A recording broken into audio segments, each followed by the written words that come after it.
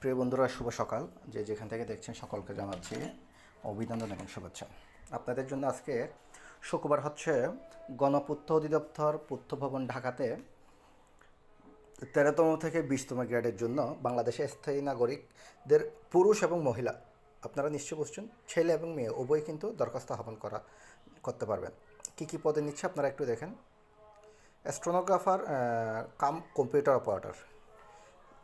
Operator, ঠিক আছে, 6 জন নেবে। ইমাম নেবে 3 জন। আরেকটু ঠিক সেম, এটা 14তম গ্রেড। প্রথমটা হচ্ছে 13তম গ্রেড আর এটা হচ্ছে 14তম গ্রেড।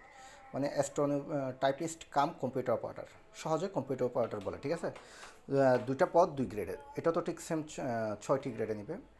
নকশাকার, অর্থাৎ যারা নকশা করে আর কি, তাদের নেবে 36টি। এখানে কিন্তু ভালো একটি পদ আছে, 15তম গ্রেড এবং সম্মানজনক। বিটি অ্যাটেন্ডেন্ট নেবে 15তম গ্রেডে 3টি। অফিস সহায়ক বা MLS নেবে 123টি।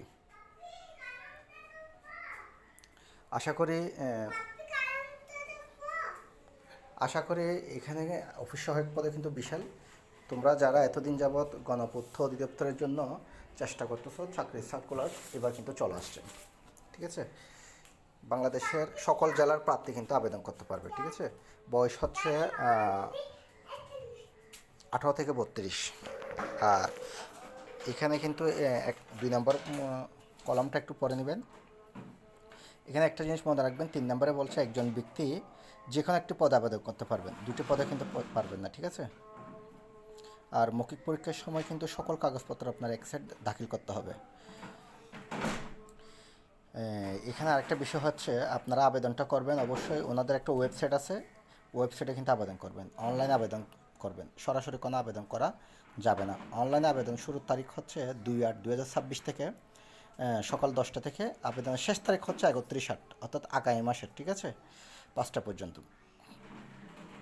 এখানে আপনাকে বিস্তারিত এত কিছু করতে হবে না। আপনি জাস্ট দোকানে গিয়ে, যারা অনলাইনে আবেদন করে ওদের দোকানে গিয়ে আপনি ওনাদেরকে দেখাইলে যে পদে করবেন ওই পদে দেখাই দেবেন। আর আপনাদের ডান পাশে একটা দেখেন, যে বিষয়ের যোগ্যতা আছে, সে বিষয়ের যোগ্যতাগুলো একটু পরে নেবেন। আশা করি আপনারা বুঝছেন। এর বাইরেও যদি না বুঝে থাকেন অবশ্যই জানাবেন। এটা কিন্তু নিয়োগটা আসছে আজকের পত্রিকাতে।